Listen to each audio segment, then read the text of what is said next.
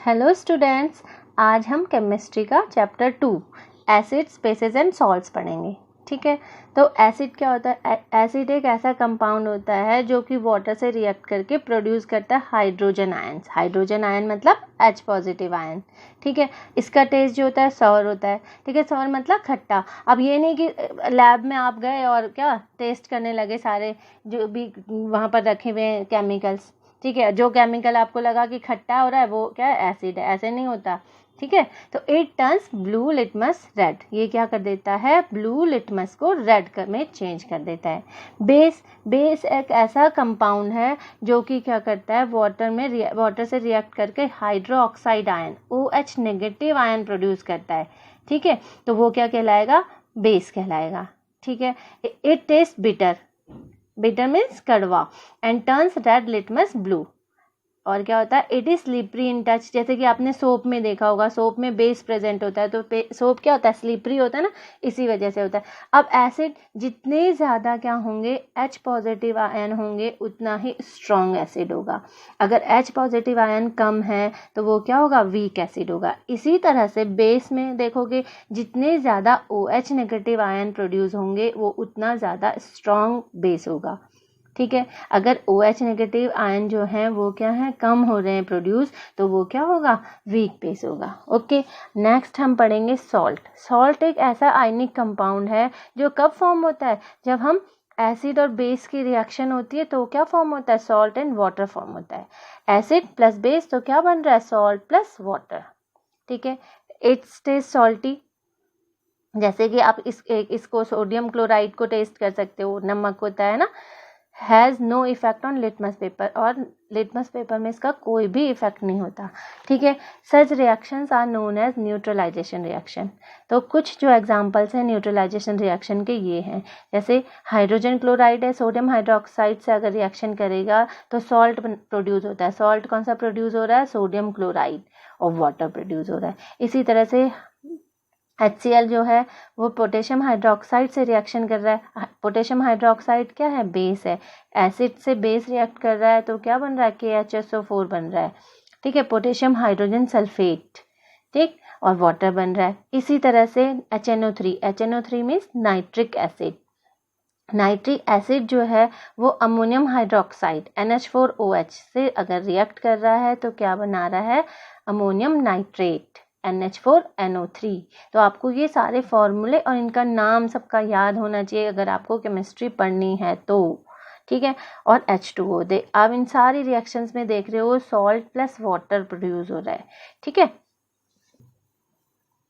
बेटा, आगे है इंडिकेटर्स। इंडिकेटर्स हम कैसे? इंडिकेटर्स मीन्स जो एसिड बेस इंडिकेटर, मतलब कि जो हमें इसकी प्रेजेंस को बताएगा कि ये एसिड है या फिर बेस है।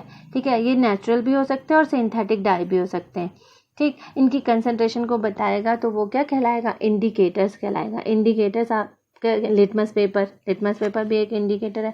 मैंने यहाँ पर कुछ इंडिकेटर्स लिखे हैं। लिटमस पेपर अगर ओरिजिनल कलर रेड है तो एसिडिक मीडियम में कोई भी चेंज नहीं होगा।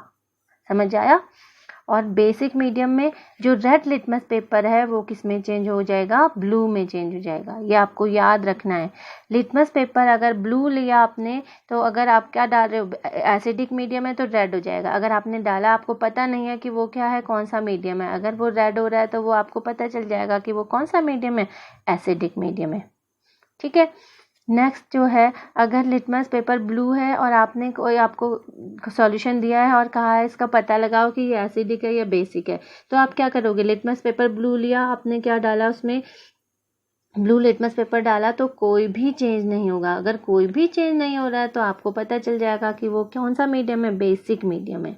ठीक है, इसी तरह से मिथाइल एक इंडिकेटर है। मिथाइल ऑरेंज आपने लिया तो एसिडिक मीडियम में कलर क्या हो जाएगा? पिंक हो जाएगा, बट बेसिक मीडियम में वो ऑरेंज से येलो कलर का हो जाएगा। ठीक है, फिनोफ्थलीन आपने लिया। फिनोफ्थलीन का क्या होता है? कोई भी कलर नहीं होता, कलरलेस होता है। तो एसिडिक मीडियम में कोई भी चेंज नहीं होगा। ठीक है, और बेसिक मीडियम में क्या हो जाएगा? इसका कलर पिंक हो जाएगा। मिथाइल रेड मिथाइल रेड जो है, मिथाइल रेड है तो ऑब्वियसली कलर क्या होगा इसका, ओरिजिनल डार्क रेड होगा, ठीक है, रेड ही होगा। तो एसिडिक मीडियम में कोई चेंज नहीं होगा, मतलब कि वो रेड कलर का ही रहेगा। बट बेसिक मीडियम में अगर आप उसको डालोगे तो वो कौन सा कलर हो जाएगा, येलो, है ना। All factory indicators, all factory indicators मतलब कि आपको क्या स्मेल से, ओडर से उसकी पता चल रहा है कि ये एसिडिक है और या फिर बेसिक है।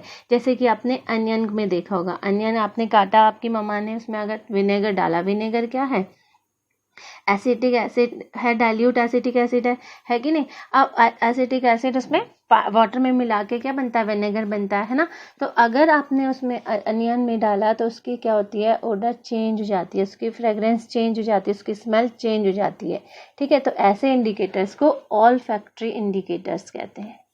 आए समझ में। अब बेटा reaction of acid with metals, अगर एसिड की रिएक्शन मेटल्स के साथ करवाएंगे तो क्या प्रोड्यूस होता है, सॉल्ट प्लस हाइड्रोजन गैस, ठीक है। कुछ जो हैं एग्जांपल्स मैंने लिखे हैं, जैसे कि क्या है, हाइड्रोक्लोरिक एसिड है, जिंक आपको पता है, जिंक क्या होता है, मेटल होता है, सॉल्ट बना दिया इसने, जिंक फ्लोराइड और हाइड्रोजन गैस। इसी तरह से सल्फ्यूरिक एसिड कैल्शियम के साथ रिएक्ट किया तो कैल्शियम सल्फेट सॉल्ट है, हाइड्रोजन गैस प्रोड्यूस हुई। इसी तरह से हाइड्रोक्लोरिक एसिड एल्यूमिनियम से रिएक्ट किया तो एल्यूमिनियम क्लोराइड बना दिया और क्या हुई, हाइड्रोजन गैस प्रोड्यूस हुई। तो आप देख रहे हो कि सब में क्या बन रहा है, सॉल्ट और हाइड्रोजन गैस प्रोड्यूस हो रही है, ठीक है। Reaction of base with metals, base की अगर मेटल के साथ रिएक्शन करवाओगे तो क्या प्रोड्यूस होगा, सॉल्ट प्लस हाइड्रोजन। इसमें भी क्या होगा, salt plus hydrogen gas produce होगी, ठीक है। इसी तरह से जैसे कि NaOH, सोडियम हाइड्रोक्साइड, बेस है ना, मेटल है जिंक, तो क्या बन गया, सोडियम जिंकेट बन गया। अब Na2ZnO2 ये क्या है, सॉल्ट है और हाइड्रोजन गैस प्रोड्यूस हुई। अगर आप देखोगे कि hydrogen gas in these reactions produce pop sound on burning, ठीक है, बर्निंग में क्या होगा, इसकी पॉप साउंड होगी और इसको क्या करते हैं, ये जो प्रॉपर्टी होती है उसको यूज करते हैं test its formation during reaction. इसका टेस्ट करने के लिए हाइड्रोजन, ये कि हाइड्रोजन गैस ही है तो इसका टेस्ट अगर लैब में करते हैं तो वो इस तरह से ये वाली प्रॉपर्टी लेकर करते हैं, ठीक है। Reaction of acid with metal carbonate and bicarbonate, अगर रिएक्शन करवाएंगे एसिड की मेटल कार्बोनेट या फिर बाइकार्बोनेट से तो क्या प्रोड्यूस होगा, सॉल्ट और water, salt water plus carbon dioxide, ठीक है। सॉल्ट वाटर के साथ साथ कार्बन डाइऑक्साइड गैस भी प्रोड्यूस होगी, ठीक है। जैसे कि सोडियम कार्बोनेट आपने लिया, सोडियम कार्बोनेट की रिएक्शन करवाई हाइड्रोजन क्लोराइड से तो क्या बन गया, सोडियम क्लोराइड, सॉल्ट बन रहा है प्लस वाटर बन रहा है प्लस CO2 गैस प्रोड्यूस हो रही है, ठीक है। अब आपने सोडियम बाइकार्बोनेट लिया, अगर sodium bicarbonate, sodium hydrogen carbonate भी कहते हैं इसको, ठीक है। तो NaHCO3 प्लस हाइड्रोक्लोरिक एसिड से रिएक्शन करवाई तो क्या बना, सॉल्ट, वाटर और कार्बन डाइऑक्साइड गैस प्रोड्यूस हुई।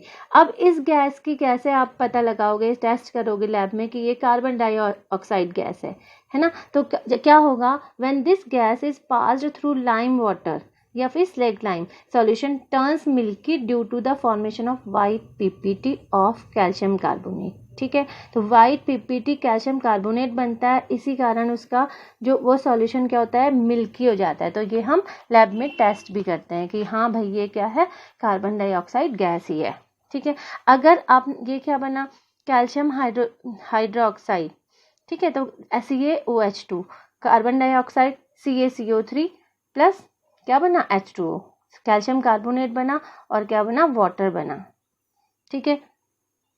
On passing excess of this gas, white PPT of calcium carbonate dissolved due to the formation of water soluble calcium bicarbonates, ठीक है। अब इसमें जो है आपने फिर से पास करवाते रहे क्या, एक्सेस ऑफ दिस गैस, ठीक है। तो क्या बनेगा, CaCO3 जो है आपका प्लस वाटर, आपने क्या इसमें पास कौन सी गैस करवा रहे हो, CO2 करवा रहे हो, तो डिजॉल्व हो जाएगा, क्या बनेगा, CaHCO3 कैल्शियम हाइड्रोजन कार्बोनेट, ठीक है। अगर हम याद करने के लिए लिखें तो आप इसको ऐसे लिख सकते हो, एसिड प्लस मेटल कार्बोनेट तो क्या फॉर्म हो रहा है, सॉल्ट प्लस वाटर और क्या फॉर्म हो रहा है, कार्बन डाइऑक्साइड गैस, फॉर्म हो रही है। ओके, नेक्स्ट टॉपिक है mechanism of reaction of N acid with base. ठीक है, मैंने ये 2 बार लिख दिया बेटा, इसको ध्यान से ये मत लिखना। Mechanism of reaction of N acid with base, acid का बेस से रिएक्शन होगा तो वो क्या कर देता है, नलीफाई कर देता है। आपने देखा होगा कि कभी आपके क्या एसिडिटी हो रही है, तो एसिडिटी होती है तो आप क्या करते हो, इनो पीते हो। इनो क्यों पीते हो, क्योंकि उसमें क्या होता है, बेस होता है ना, वो दोनों क्या कर देता है, इसके इफेक्ट को नलीफाई कर देता है। ठीक है, तो इस तरह की जो the reaction of N acid with the base दस प्रोड्यूस सॉल्ट एंड वाटर, और क्या बनाता है, ये हमने इससे पहले भी पढ़ा है ना अभी, salt and water. And reaction is called neutralisation reaction. Salt जब क्या होगा, बेस और एसिड रिएक्ट करेंगे तो सॉल्ट एंड वाटर प्रोड्यूस होगा, और इस रिएक्शन को क्या कहते हैं, न्यूट्रलाइजेशन रिएक्शन कहते हैं। ठीक है, अब हम reaction of acid with metal oxide, metal oxide के साथ अगर एसिड की रिएक्शन होगी तो भी सॉल्ट प्लस वाटर बनेगा। अगर जैसे क्यूब क्या है, copper oxide, CuO copper oxide है ना, तो हाइड्रोक्लोरिक एसिड से अगर रिएक्शन कर गई तो क्या बना, क्यूप्रिक क्लोराइड CuCl2। ठीक है, ये आपको सारे फॉर्मूले लर्न होने चाहिए। अगर आपको किसी ने बोला क्यूप्रिक क्लोराइड तो आपके दिमाग में सीधा आना चाहिए CuCl2, और क्या प्रोड्यूस हुआ, वाटर प्रोड्यूस हुआ। अगर reaction of base with non metallic oxide से बेस की रिएक्शन होगी तो भी क्या बनेगा, सॉल्ट प्लस वाटर बनेगा। जैसे कि नॉन मेटेलिक ऑक्साइड क्या हो गया, कार्बन डाइऑक्साइड हो गई, इसका बेस क्या हो गया, कैल्शियम हाइड्रोक्साइड से अगर आपने इसकी रिएक्शन करवाई तो सॉल्ट क्या बना, कैल्शियम कार्बोनेट CaCO3, और क्या बना, वाटर।